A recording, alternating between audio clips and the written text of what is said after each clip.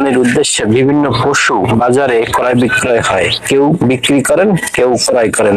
আজ এমন এক ভাইকে পেলাম যিনি কুরবানির জন্য তার গৃহে একটি বিরাট আকারের ষাঁড় পালন করেছেন। আজ বিক্রির উদ্দেশ্যে স্থানীয় গরু ছাগলের হাটে নিয়ে যাচ্ছেন। চলুন দেখি। আসসালামু আলাইকুম। বেচতে নিচ্ছেন না কিনে আনলেন? কোন হাটে যাচ্ছেন?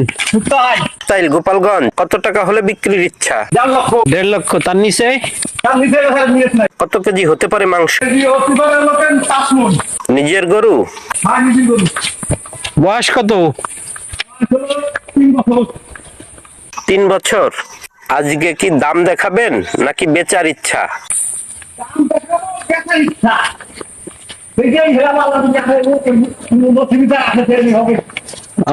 ঠিক আছে, আপনার বিক্রির উদ্দেশ্য পূরণ হোক, যিনি ক্রয় করবেন তারও কুরবানির উদ্দেশ্য পূরণ হোক। ধন্যবাদ। আসসালামু আলাইকুম। ঈদ মুবারক।